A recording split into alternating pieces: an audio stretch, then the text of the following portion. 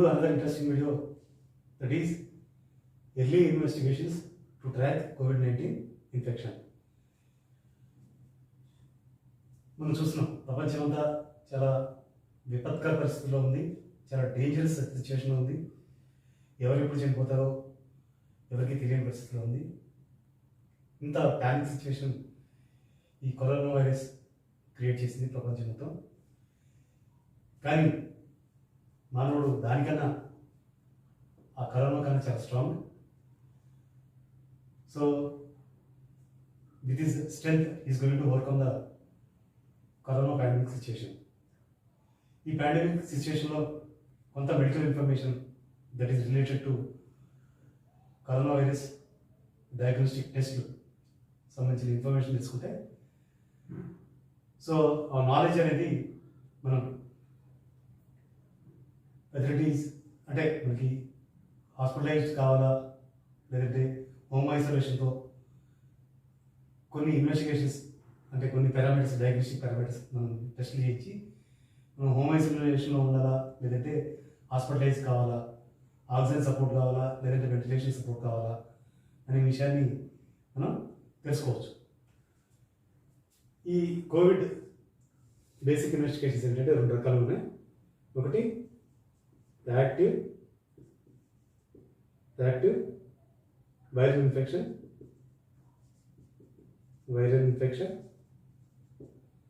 తర్వాత active immunity test related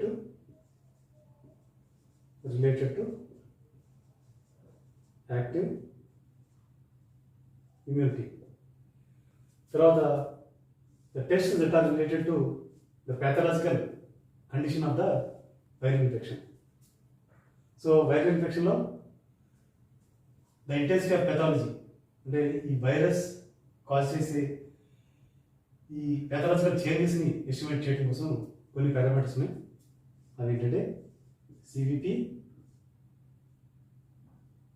ESR, CRP, ఇంటర్లోకిన్ 6, తర్వాత డిడైమర్, ferritin.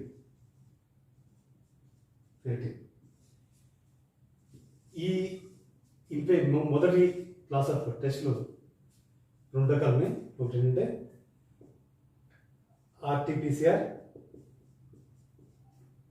తర్వాత rapid antigen viral antigen test. ఈ రెండు టెస్టులు పేషెంట్ బాడీలో యాక్టివ్ ఇన్ఫెక్షన్ ఉందా లేదని రిఫ్లెక్ట్ చెప్తాయి.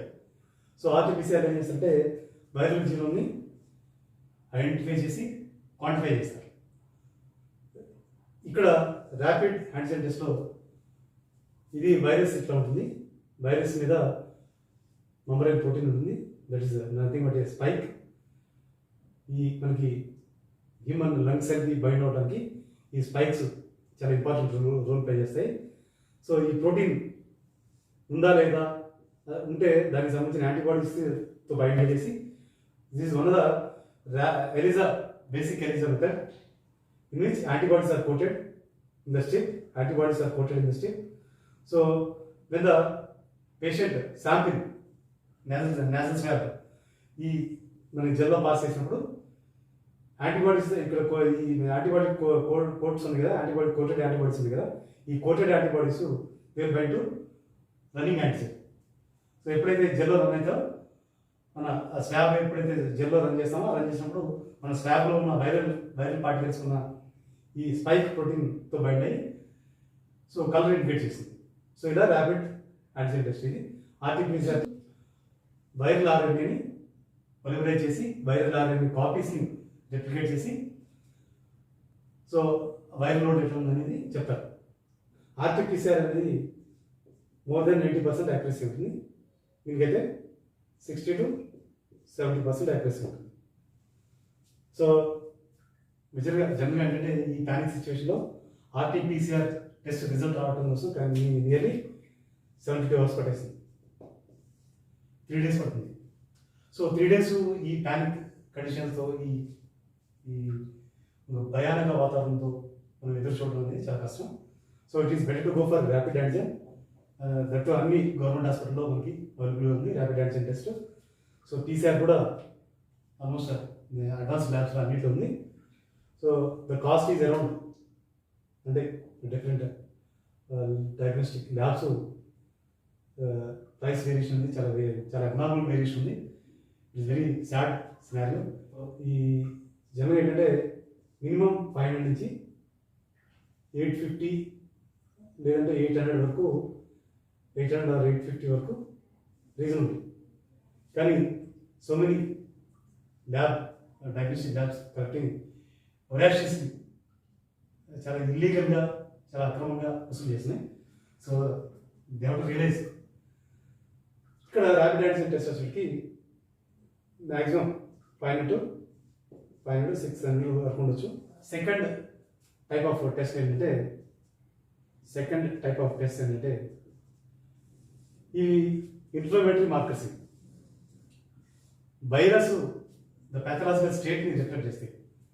సివిటి నార్మల్ రేంజెస్, తర్వాత ESR normal ranges, CRP normal ranges, interleukin 6 normal ranges, D dimer normal ranges, ferritin normal ranges, వీటన్నిటి నార్మల్ వాల్యూస్ తెలుసుకొని కంపారిటివ్గా other viral infection, other bacterial infections చూసి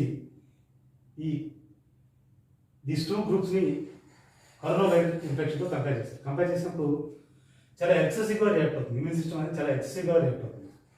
సో ఆ ఎక్సెసివ్ రియాక్షన్ని సైటోకైన్ స్టార్మ్ అంటారు. Cytokine Storm అంటే ఈ సైటోకైన్స్ ఏం చేస్తే ప్రధానంగా మన బాడీలో ఏదైనా ఫారెన్ బాడీ వచ్చినప్పుడు, లేదంటే ఫారెన్ యాంటిజెన్ వచ్చినప్పుడు, వైరస్ కానీ బ్యాక్టీరియా కానీ మన బాడీలో ఇన్వైడ్ అయినప్పుడు ఈ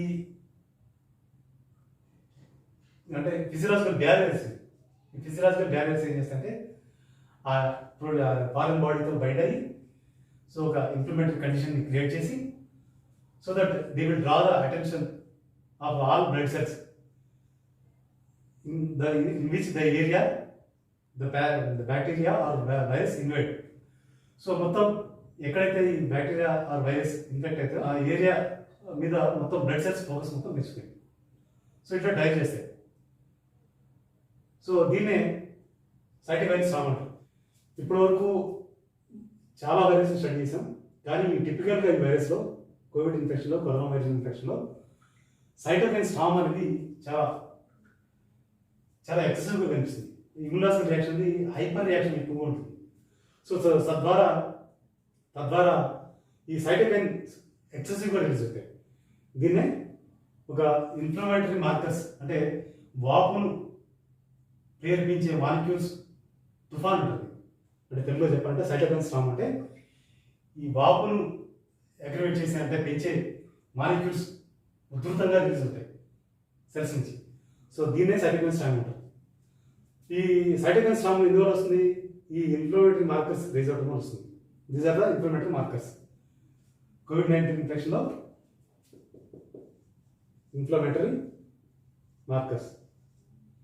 ఈ ఇన్ఫ్లమేటరీ మార్కర్స్ ఏ రేంజ్లో ఉంటే మనకి సైటోకైన్ స్టార్మ్ చాలా సివియర్గా ఉంటుంది, తర్వాత ఏ రేంజెస్లో ఉండాలి, ఆ రేంజెస్ క్రాస్ అయితే ఓన్లీ లంగ్స్ డ్యామేజ్ ఉంటుందా, లేదంటే మల్టీ ఆర్గన్ డ్యామేజ్ ఉంటుందా, మల్టీ ఆర్గన్ ఇన్వాల్వ్మెంట్ ఉందా అనే విషయాన్ని మనం తెలుసుకుందాం. సో కంపారిటివ్గా అదర్ బ్యాక్టీరియల్ ఇన్ఫెక్షన్తో పోల్చుకుంటే కరోనా వైరస్లో చాలా ఎక్సెసివ్గా, చాలా ఉధృతంగా, ఆల్మోస్ట్ మనిషి చనిపోయేంత ఒక ఉధృతంగా ఈ సైటోకైన్స్ రిలీజ్ అవుతాయి. సో ఇన్ఫ్లమేటరీ మార్కర్స్ కూడా ఎక్కువగా అబ్నార్మల్ వాల్యూస్ చూపిస్తాయి. సో అబ్నార్మల్ వాల్యూస్ని బట్టి ఆ పేషెంట్ హాస్పిటలైజ్ అవ్వాలా, హోమ్ ఐసోలేషన్ సరిపోతుందా, తర్వాత హాస్పిటలైజ్ అయితే ఆక్సిజన్ సపోర్ట్ కావాలా, లంగ్ డ్యామేజ్ ఎంత ఉంది, తర్వాత ఆక్సిజన్ సపోర్ట్ కన్నా ఇంకా వెంటిలేషన్ కావాలా, తర్వాత డిఫరెంట్ యాంటీబాడీస్, మోనోక్లోనల్ యాంటీబాడీస్ వాడాలా, ఏ డ్రగ్స్ వాడాలి, ఈ విషయాన్ని మనం క్లియర్ కట్గా ఈ పారామీటర్స్, ఈ 6 పారామీటర్స్ చెప్తాయి. సో లాస్ట్ వరకు ఈ వీడియో చూడండి. వీడియో చూస్తే మీకు అర్థమవుతుంది సివిపి నార్మల్ రేంజెస్ ఏంటి, బ్యాక్టీరియల్ ఇన్ఫెక్షన్లో రేంజెస్ ఏంటి ఉంటాయి, వైరల్ ఇన్ఫెక్షన్లో రేంజెస్ ఉంటాయి, కరోనా వైరల్ ఇన్ఫెక్షన్లో రేంజెస్ ఎట్లా ఉంటాయి. సో కరోనా వైరల్ ఇన్ఫెక్షన్లో కూడా రేంజెస్ కూడా పేషెంట్ సీరియస్గా లేదు, సీరియస్ కండిషన్ లేదు, లేదంటే సీరియస్ డ్యామేజ్ లేదు అని చెప్పడానికి ఈ పారామెడిక్స్ ఎలా ఉపయోగపడతాయి. సో హాస్పిటలైజ్ అవ్వడానికి అవ్వడానికి అవసరం లేదు అని చెప్పడానికి కూడా స్పెసిఫిక్గా ఈ పారామెడిక్స్ మొత్తం చెప్తాయి. మన ఇండియన్ సినారియో ప్రకారం చూసుకుంటే నియర్లీ 17 crores వరకు కోవిడ్ ఇన్ఫెక్షన్ వచ్చిందని ఈ ప్రైమరీ డేటా ప్రకారం మనకి ఇప్పటివరకు చెప్తున్నారు. దాంట్లో ఓన్లీ 1% మాత్రమే డెత్ ఉంది. సో ఇక్కడ మనకి ఇంత మినిమం డెత్ ఉన్నప్పుడు సో ఎందుకు ప్యానిక్ సిచ్యువేషన్ అనేది సోషల్గా క్రియేట్ అయింది సో అనేది ఆలోచిస్తే only due to lack of awareness, only due to lack of knowledge. ఈ నాలెడ్జ్ అనేది కామన్ పబ్లిక్కి యాక్సెసిబుల్గా అందుబాటులో ఉన్నప్పుడు డెఫినెట్గా they will judge themselves so that they are not in a serious condition. So ఆ పర్పస్ కోసం ఈ వీడియో చేస్తున్నాను. సో ఈ వీడియోని లాస్ట్ వరకు చూడండి. అండ్ రేడియోలాజికల్ టెస్ట్ వచ్చేటికి high resolution computerised tomography HRCT high resolution computerised tomography. So lungs ఈ ఒపెసిటీ న్యూమరిక్ కండిషన్ స్టడీ చేయడం కోసం హెచ్ఆర్సిటి వాడతాం. సో హెచ్ఆర్సిటి కన్నా మోర్ రిలయబుల్ మార్కర్స్ ఏంటంటే ఇదే CVP, ESR, CRP, interleukin 6, D dimer and ferritin. So న్యూమరిక్ కండిషన్ రిఫ్లెక్ట్ చేయడం కోసం స్టడీ చేయడం కోసం అంటే ఈ clinicians they depend upon HRCT. కానీ హెచ్ఆర్సిటీతో పాటు they have to depend upon CVP, ESR, CRP, interleukin, D dimer and ferritin. So ఒక్కసారి వీటి గురించి డీటెయిల్డ్ ఇన్ఫర్మేషన్ తెలుసుకుందాం. ఈ ఇన్వెస్టిగేషన్స్ ఏంటి, ఈ ఇన్వెస్టిగేషన్స్ తెలుసుకోవడం ద్వారా how can we detect the pathology or pathological state of viral infection, multi organ damage అవుతుందా, ఓన్లీ లంగ్స్కే కన్ఫైన్ అయిందా అనే విషయం కూడా తెలుసుకోవచ్చు. సో ఒక్కొక్క టెస్ట్ దాని పారామీటర్స్ మనం చూద్దాం. ఫస్ట్ మనం inflammatory marker CVP or CBC,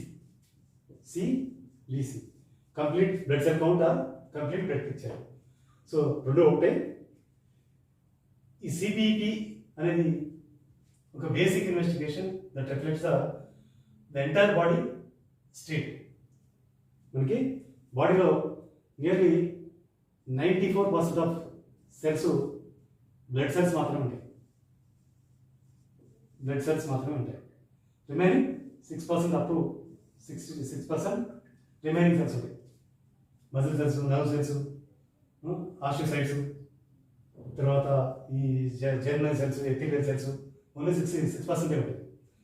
so ఈ 6%లో ఎనీ చేంజ్ వచ్చింది అంటే ఏ మార్పు అయినా వచ్చినా సరే ఆ మార్పు ఈ సెల్స్ రిఫ్లెక్ట్ అవుతుంది. That can be seen in the blood cells. So ఈ 6% ఆఫ్ సెల్స్లో వచ్చే మార్పు ఈ బ్లడ్ సెల్స్లో 94% ఆఫ్ బ్లడ్ సెల్స్లో రిఫ్లెక్షన్ ఉంటుంది. సో అందుకే సివిపికి అనేది ఇంత ప్రాముఖ్యత ఉంది. అందుకే ఇంత ప్రాముఖ్యత ఉంది. 94% ఆఫ్ సెల్స్ ఉంటాయి బాడీలో. అంటే కౌంట్ వైజ్గా చూసుకుంటే నంబర్ వైజ్గా చూసుకుంటే బ్లడ్ సెల్స్ ఎక్కువ ఉంటాయి, ఆర్బీస్ ఎక్కువ ఉంటాయి. సో ఇంత ప్రాముఖ్యత ఉంది. అయితే సివిపి కోవిడ్-19 ఇన్ఫెక్షన్లో అసలు దీని రోల్ ఏంటి? సివిపిలో ప్రధానంగా ఆర్బీసీ హిమోలైసిస్ అనేది that is a secondary issue. That is ferritin release అవడానికి ఒక హైపర్ కోయాగ్యులేటివ్ స్టేజ్లో హైపర్ ఇన్ఫ్లమేటరీ కండిషన్లో సో సైటోకైన్ స్టామ్తో ఆర్బీసీ లైస్ అవుతుంది, అప్పుడు రిలీజ్ అవుతుంది. కానీ ఇక్కడ డబ్ల్యూబీసీ ఉంటుంది. డబ్ల్యూబీసీ అంటే total leukocyte count. Total leukocyte count ఇక్కడ చూడాలి మనం. ప్రధానంగా బ్యాక్టీరియల్ ఇన్ఫెక్షన్లో టీఎల్సీ పెరుగుతుంది. టీఎల్సీ పెరుగుతుంది, న్యూట్రోఫిలియా పెరుగుతుంది, న్యూట్రోఫిల్స్ పెరుగుతాయి. అదే వైరల్ ఇన్ఫెక్షన్లో టీసీ టీఎల్సీ ఆర్ టీసీ తగ్గుతుంది. ఈ తగ్గే కండిషన్ని ల్యూకోపీనియా అంటారు. పీనియా అంటే ల్యూకో అంటే blood cells, white blood cells. Penia అంటే డిక్రీజ్, లో కండిషన్, అబ్నార్మల్గా డిక్రీజ్ అవుతుంది. పీనియా అంటే ఫీలియా అంటే లవ్. అప్పుడు ఫీలియా అంటే ఫీలియా కండిషన్, న్యూట్రోఫిలియా అంటే కండిషన్ పెరగటం, న్యూట్రోఫిల్స్ పెరగటం. పీనియా అంటే డిక్రీజ్ అవ్వడం. థ్రాంబోసైటోపినియా, థ్రాంబోసైటోసిస్. సో కొన్ని రూట్ అంటే ఇంగ్లీష్ వర్డ్స్ ఉన్నాయి, కొంత పెక్యులర్ ఉన్నా కూడా ద రూట్ వర్డ్స్ తెలుసుకుంటే మనకి కొంత ఈజీగా ఉంటుంది, కొంత మెమరైజ్ చేయడానికి చాలా ఈజీగా ఉంటుంది, మెడికల్ టెక్నాలజీ నేర్చుకోవడం చాలా ఈజీగా ఉంటుంది. ఇక్కడ మనకి స్పెసిఫిక్గా వైరల్ ఇన్ఫెక్షన్లో డబ్ల్యూబీసీ తగ్గుతుంది, రిలేటివ్ లింఫోసైట్స్ పెరుగుతాయి. లింఫోసైట్స్ పెరుగుతాయి. ఇక్కడ నార్మల్ రేంజ్ చూసుకుంటే టీసీలో అంటే టీఎల్సీ టీసీకి సంబంధించిన సెల్స్ కౌంట్ చూసుకుంటే 4000 to 11,000. తర్వాత డిఫరెన్షియల్ కౌంట్ చూసుకుంటే ఈ డబ్ల్యూబీసీలో వివిధ రకాల సెల్స్ ఉంటాయి. ఆ సెల్స్కి సంబంధించి న్యూట్రోఫిలియా, న్యూట్రోఫిల్స్, లింఫోసైట్స్, మోనోసైట్స్, ఈసినోఫిల్, బేసోఫిల్స్. ఇది normal ranges 40 to 75%. Lymphocytes 20 to 40% ఉంటాయి. అంటే పర్సంటేజ్లో మనం చూస్తాం. ఇది ఇక్కడ ఈసినోఫిల్స్ వచ్చేకి 1% to 6%. తర్వాత బేసోఫిల్స్ వచ్చేకి 0 to 1%. సో ఇక్కడ రిలేటివ్ లింఫోసైట్స్ పెరుగుతాయి. దీన్నే లింఫోసైటిస్ అంటారు. స్పెసిఫిక్గా కరోనా వైరస్లో అంటే అన్ని వైరస్లో ఇదే కండిషన్ ఉంటుంది, కానీ కంపారిటివ్గా అదర్ వైరస్లో చూసుకుని కరోనా వైరస్ కంపేర్ చేస్తే కనుక ఈ రిలేటివ్ లింఫోసైట్స్ మోర్ దెన్ 50% ఉంది. ఈ కరోనా వైరస్ స్పెసిఫిక్గా సివిపి మార్కర్ ఏంటంటే ఏమి రిఫ్లెక్ట్ చేస్తుందంటే ల్యూకోపీనియా అండ్ రిలేటివ్ లింఫోసైటోసిస్.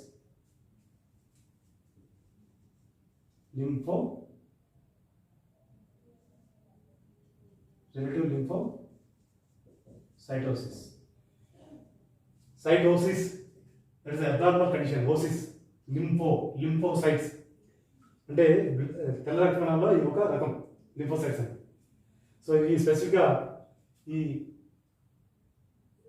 మనకి ఇమ్యూనిటీలోను, సెల్ ఇమ్యూనిటీలో ఇన్వాల్వ్ అయితే, న్యూట్రోఫిల్స్ అనేది ఫాగోసైటిస్లో ఇన్వాల్వ్ అయితే, స్పెసిఫిక్గా లింఫోసైట్స్, ఈ లింఫోసైట్స్ రిలేటివ్గా పెరుగుతాయి. This the classical indication for corona viral infection. తర్వాత ఈఎస్ఆర్ చూద్దాం.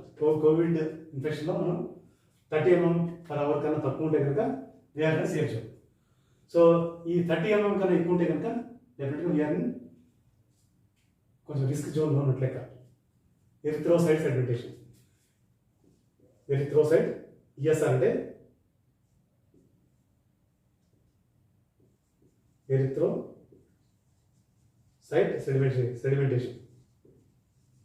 సెడిమెంటేషన్ రేట్ పర్ అవర్కి ఎరిథ్రోసైట్స్ ఎంత సెడిమెంట్ అవుతాయి, ఎంత సెటిల్ అవుతాయి.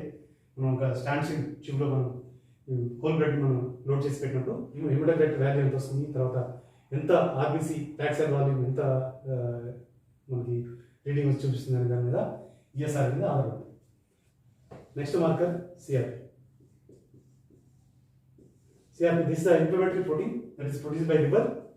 సో ఈ సిఆర్పి అనేది 0 to 6 mg/dl. 0 to 6 mg/dl. ఇది 25 mg లోపు ఉంటే కనుక వీఆర్ ఇన్ సేఫ్ జోన్. కానీ if it is cross 97 mg/dl అయితే హై రిస్క్ కండిషన్ అవుతుంది. సిఆర్పి అనే inflammatory marker if it is cross 97 mg/dl అయితే చాలా రిస్కీ స్టేట్ అవుతుంది. ఈ సిఆర్పి ప్రోటీన్ అనేది ఇన్ఫ్లమేటరీ కండిషన్ లివర్ నుంచి ప్రొడ్యూస్ అవుతుంది. దట్ యాక్టివేట్స్ ఈ లింఫోసైట్స్, తర్వాత థాగోసైట్స్, తర్వాత ఈ ఇన్ఫ్లమేటరీ మాలిక్యూల్స్ ప్రొడ్యూస్ చేసే సెల్స్ని కూడా యాక్టివేట్ చేస్తుంది. ఇది సిఆర్పి అనేది. నెక్స్ట్ ఇంటర్లోకిన్ 6. ఇంటర్లోకిన్ 6 అనేది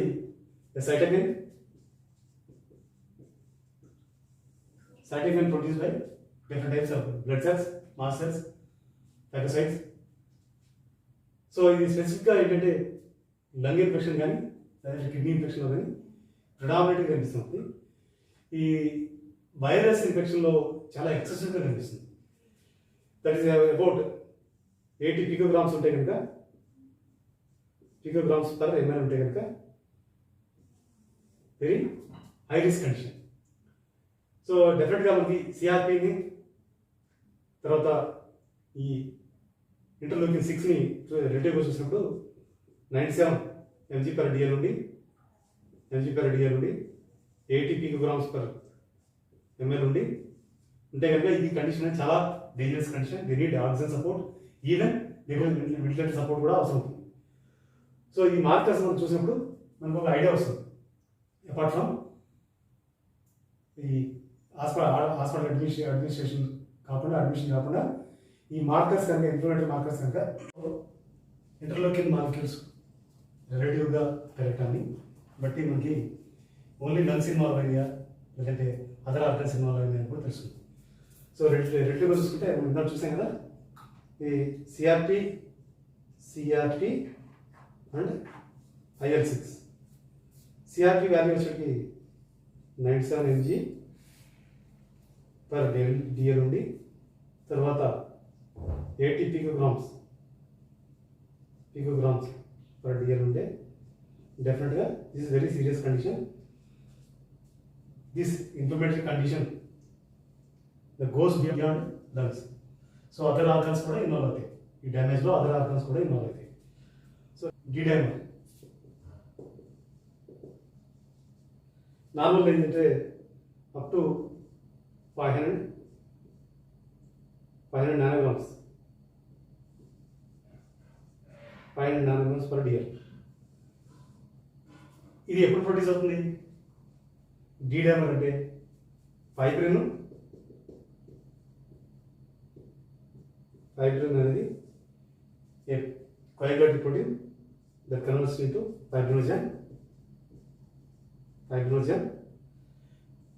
ఈ వాపు కండిషన్లో కానీ లేదంటే దెబ్బ తగిలినప్పుడు కానీ అంటే ఇన్ఫ్లమేటరీ కండిషన్లో కానీ లేదంటే ఇన్ఫెక్షన్ కండిషన్లో కానీ ఇంజూరియస్ కండిషన్లో కానీ ఈ ఫైబ్రిన్ అనేది యాక్టివేట్ అయ్యి ఫైబ్రినోజన్ కింద మారుతుంది.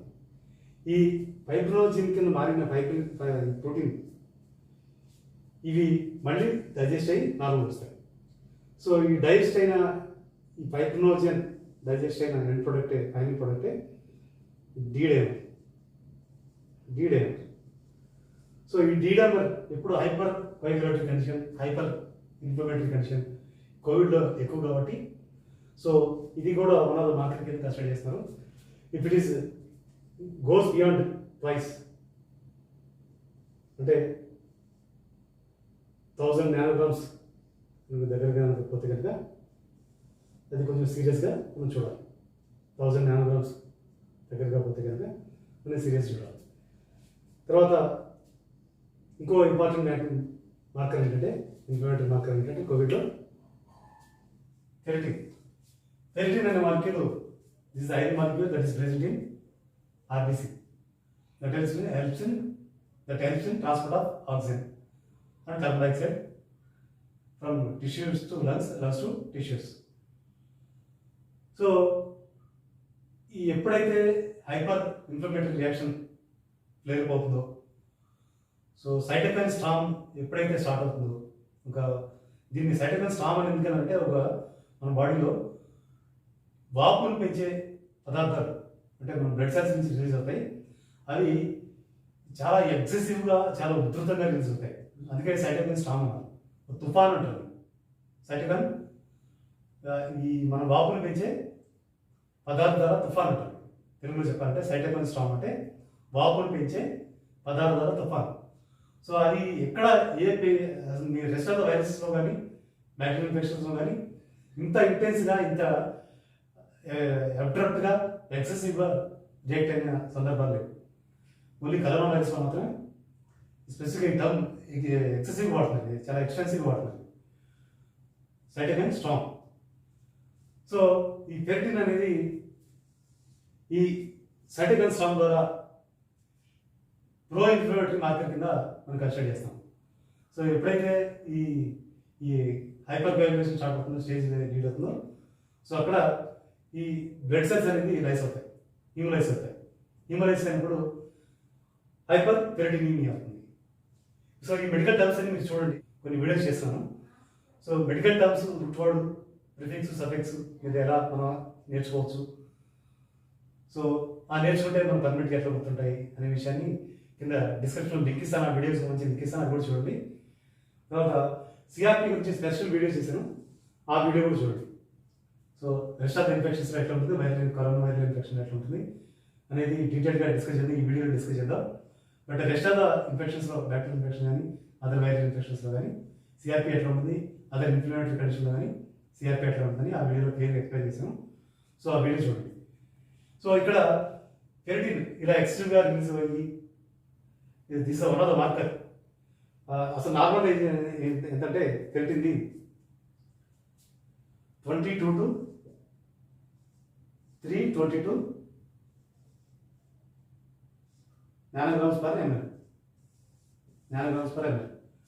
సో ఇది ఇఫ్ ఇట్ క్రాస్ 500 అంటే 320 నార్మల్ రేంజ్ ఇది. So if it is above 500 means కొంచెం మనం సీరియస్గా తీసుకోవాల్సిన అవసరం ఉంటుంది. So this one of the indication they should hospitalise. Deferoxamine అనే డ్రగ్ ఉంటుంది. సో ఐరన్ రిమూవ్ చేస్తుంది. సో లాంగ్ టర్మ్ యూజ్ చేస్తారు ఇది. సో చాలా తక్కువ కాంప్లికేషన్ ఉంటాయి. సో అంటే ఒక క్లినిషియన్ సూపర్విజన్లోనే ఏ మెడిసిన్ అయినా వాడాలి. సో ఈ కరోనా వచ్చిన తర్వాత ఈ పారామీటర్స్ తెలుసుకున్న తర్వాత మనకు అర్థమైంది కదా, ఏ పారామీటర్స్ ఏ రేంజెస్లో ఉంటే కరోనా వైరల్ ఇన్ఫెక్షన్ సీరియస్గా ఉంది. సో ఆ పేషెంట్ కండిషన్ సీరియస్ కండిషన్, ఈ should be admitted or hospitalized and he needs oxygen support or ventilation support. చూసారు కదా, ఈ కోవిడ్ పాండమిక్ సిచ్యువేషన్లో మనం మినిమం నాలెడ్జ్ ఎక్వైర్ చేయడం ద్వారా whether we are in a serious condition or normal condition అనే విషయాన్ని మనం అర్థం చేసుకోవడం ద్వారా, డిఫరెన్షియేట్ చేసుకోవడం ద్వారా మనం ఒక కాన్ఫిడెంట్ లైఫ్ లీడ్ చేయొచ్చు. సో మెడికల్ నాలెడ్జ్ అనేది చాలా అవసరం. So we have to spread these type of videos and you can also learn from medical knowledge from YouTube. There are so many medical channels are there. So you can acquire the medical knowledge from YouTube channels.